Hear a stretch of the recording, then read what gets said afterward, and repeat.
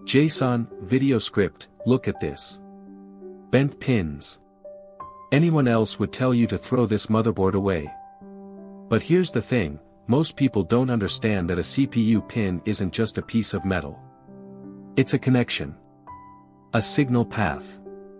One bent pin, and your entire system fails to boot. Not because the CPU is dead.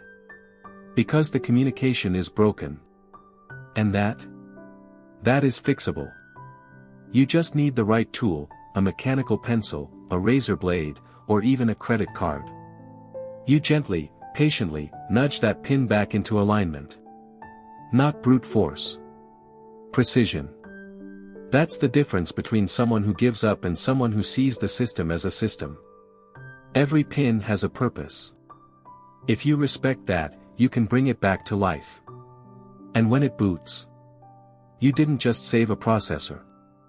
You prove that you understand how things actually work. Visual search terms.